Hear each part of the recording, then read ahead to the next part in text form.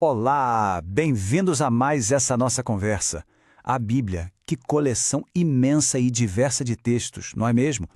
Mas, afinal, como é que escritos tão diferentes, de épocas tão distantes, podem contar uma história só? Hoje, a gente vai explorar essa busca por uma chave, um código que consiga unificar toda essa narrativa. E essa é a grande questão, o ponto de partida de tudo. É um quebra-cabeça e tanto, né? E é aí que entra o que chamamos de hermenêutica, que é basicamente a arte de interpretar. Como é que a gente pega todas essas peças tão diferentes e monta uma imagem que faça sentido? Pois é, o desafio está justamente aí, nessa diversidade. A gente não está falando de um livro só, mas de uma biblioteca inteira. Lá dentro tem de tudo: relatos históricos, poemas, códigos de leis super detalhados e profecias cheias de mistério. Sem uma chave para interpretar tudo isso, é muito fácil se perder. E quando a gente se perde nessa leitura, um dos maiores perigos que aparece é o tal do legalismo. Vamos entender um pouco melhor o que isso quer dizer nesse contexto de interpretação da Bíblia. Olha, legalismo não é só sobre seguir regras, sabe? É bem mais fundo que isso. É quando a leitura foca tanto nas regras que acaba perdendo de vista a mensagem principal, a de graça. A Bíblia vira um peso, uma lista de tarefas sem fim, e perde todo o seu poder de transformar. Vira uma obediência sem fé, quase uma escravidão. E as consequências de ler a Bíblia assim de forma errada são bem sérias.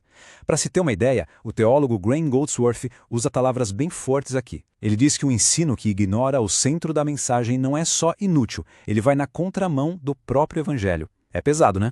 Ok, então se o legalismo é essa armadilha toda, qual seria a saída? Como é que a gente consegue unificar essa biblioteca e, ao mesmo tempo, fugir desse erro? A ideia que muitos teólogos trazem é, na verdade, uma mudança de olhar. Em vez de ler cada livro como se fosse uma coisa separada, a proposta é usar uma lente que junte tudo, que coloque todos os textos em foco para revelar uma imagem única e coesa. E que lente seria essa? Bom, é a pessoa e a obra de Jesus Cristo. A ideia central é que ele não é só o personagem principal do Novo Testamento. Na verdade, ele é o ponto para onde toda a história da Bíblia, desde o comecinho, lá em Gênesis, está apontando. A lógica por trás dessa lente é até simples de entender, se a gente pensar em 3 passos. Primeiro, o Antigo Testamento está cheio de promessas, de padrões, de pistas. Segundo, Cristo aparece como um cumprimento de tudo isso. E terceiro, quando a gente junta essas duas coisas, o que surge é uma grande e única história de redenção que atravessa a Bíblia inteira. Tá, mas como isso funciona na prática? Vamos dar uma olhada, principalmente no Antigo Testamento, que às vezes parece tão distante da gente, né? Como é que essa chave funciona por lá?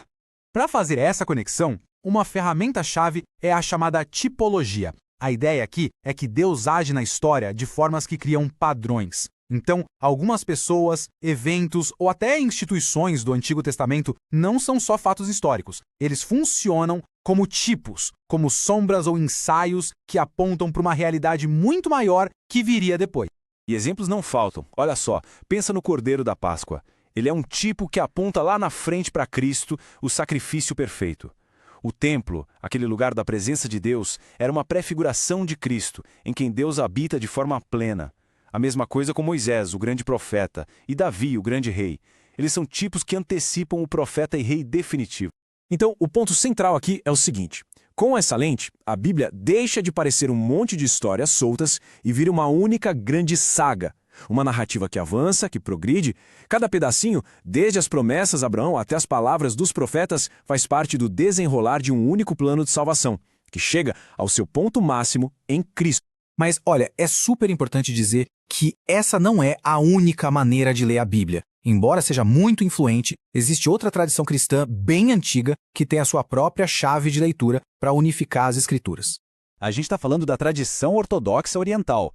Ela tem uma história, nossa, riquíssima e muito profunda de reflexão. E essa forma de pensar foi sendo construída e firmada ao longo de séculos, em momentos super importantes como esses concílios e documentos. Essa longa história moldou completamente a maneira como eles leem e entendem a Bíblia. Para a Igreja Ortodoxa, a Bíblia não pode ser lida de forma isolada. A chave aqui é a própria tradição da Igreja, que inclui os escritos dos antigos pais da Igreja, as decisões dos grandes concílios e a própria liturgia. A Bíblia é, claro, o texto fundamental, mas ela é lida e entendida dentro desse rio vivo que é a tradição. No fim das contas, não importa qual abordagem. O ponto principal é que a lente que se usa para ler muda completamente o jogo. A forma como se interpreta o texto tem consequências enormes para como ele é percebido e vivido. Mas, afinal, por que essa tal de lente é tão importante assim? Bom, primeiro porque ela consegue amarrar essa coleção de textos tão diferentes numa história só. Ela também transforma o que poderia ser visto como um livro de regras numa grande narrativa de redenção. Conecta cada ponta solta a um personagem central e, para quem crê, faz da Bíblia algo vivo, uma palavra que guia a fé e a vida. E tudo isso nos leva a uma última reflexão. A verdade é que ninguém chega para ler um texto com a mente em branco. Cada pessoa carrega seus pressupostos, uma lente pela qual enxerga o mundo. Então a questão de verdade não é se uma lente é usada, mas qual lente está sendo usada, e o que ela permite ou até o que ela impede que seja visto.